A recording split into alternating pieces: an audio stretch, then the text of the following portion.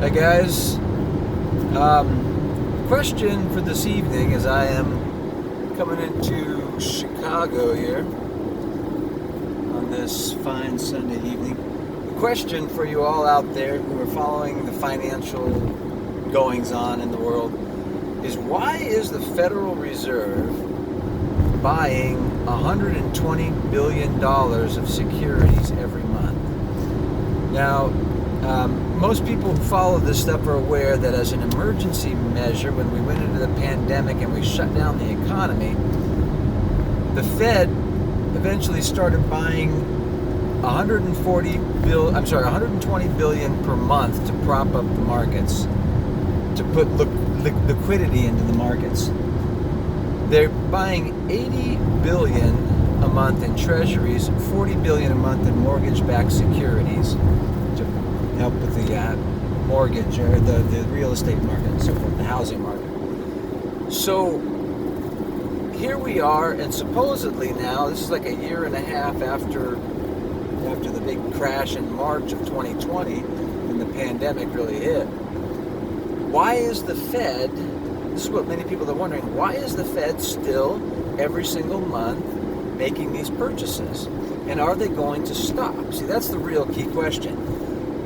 These people in the market, they can't figure out why are they still doing it, and they're telling us they're going to stop, they're going to taper this, what they call the taper, they're going to slow down these purchases and eventually stop them, and then they're going to tighten, which is they're going to start selling those treasuries back into the market, supposedly. Some people don't believe that's ever going to happen, but we can talk about that in a minute. So the question is, why are they still doing it? And we're still wondering about this, and I just want you to listen to this clip on Bloomberg Radio, and then we'll talk about it.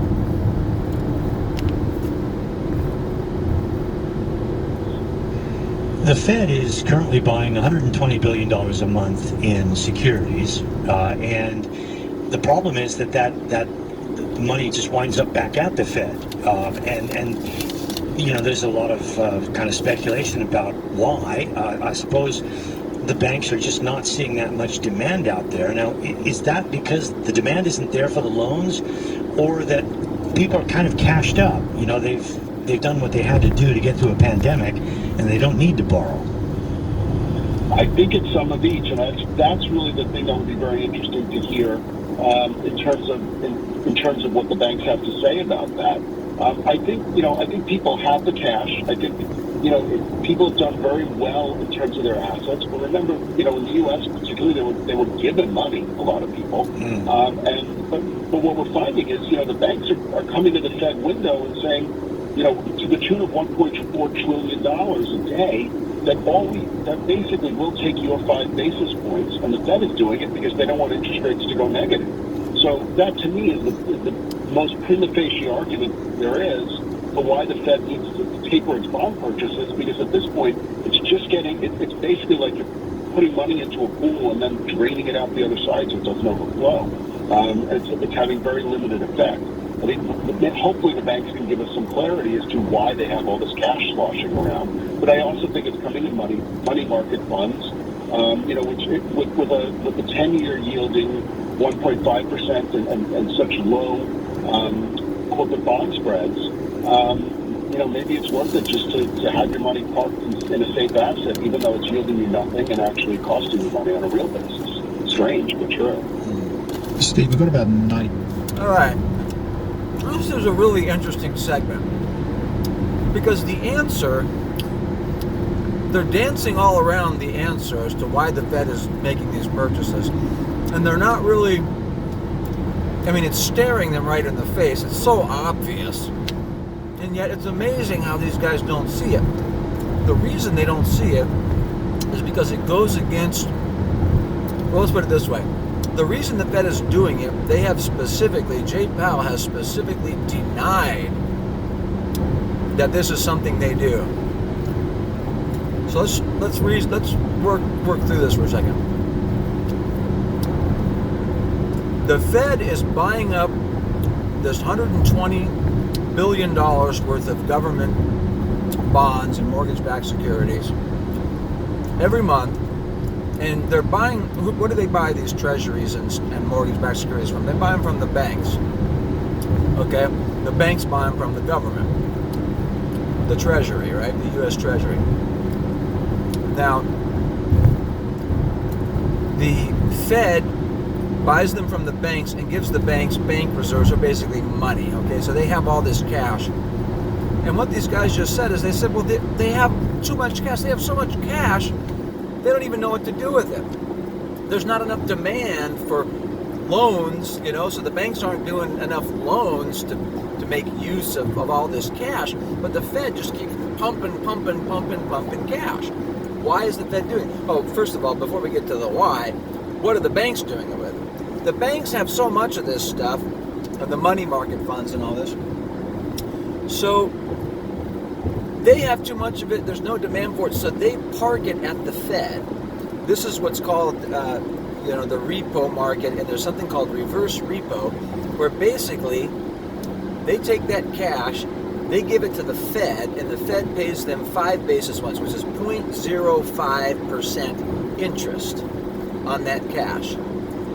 And the guy said if they didn't do that, if the banks did not park that money with the cash, he said 1.4 trillion now is how much every single day the banks are parking 1.4 trillion at the Fed. Now, he said if they didn't do that, they would actually be earning negative interest. They would have to pay people to lend money to them, because they got to do something with this cash. They can't just keep it.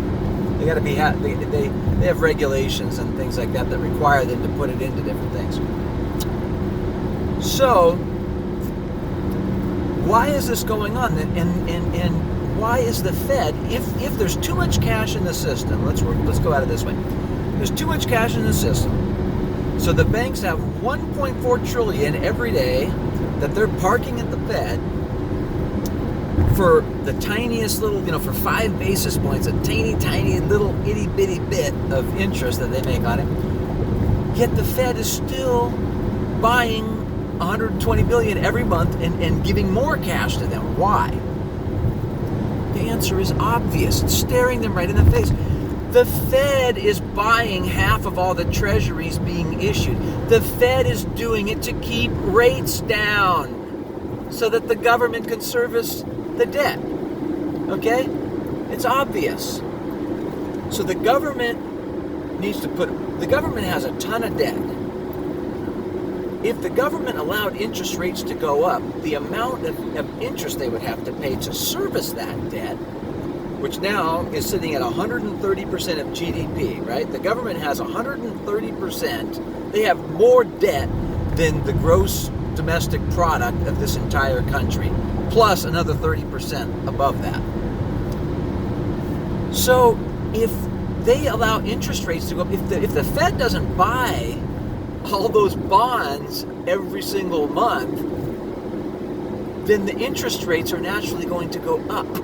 And then the government is not going to be able to pay it. They're going to have to either default, or they're going to have the Fed, they're going to have to print more, or put out more treasuries, sell more treasuries, and monetize more debt. So it becomes a spiral of debt going way, way up. And then you end up in hyperinflation. The value of the dollar going down, down, down. So what are they doing? That's the reason the Fed is doing it. The Fed has to keep buying this stuff, even though the banks don't need the cash, because the Fed needs to make sure that interest rate stays down. Now, you heard them say the interest rate on the 10-year Treasury is 1.5%. That's actually a little bit, it's more than that now. It's 1.6%. Now, I just read a great article on Bloomberg the other day that showed a chart, and according to that chart, with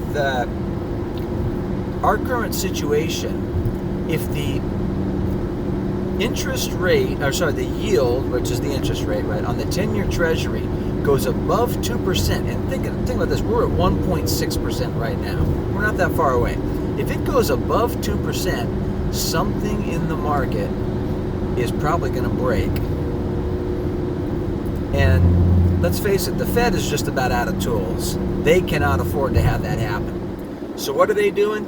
Even though nobody can understand why they're still doing it, because the banks don't need the money, they're still buying 120 billion every single month. And you know what? I don't think they're going to stop. I really don't think they're going to stop. They might even start buying more. But maybe they will. Maybe they'll start to taper. Maybe they'll start to do less and see what happens. Let me tell you something. If that yield on the 10-year gets up to 2% and keeps going, they're going to change course.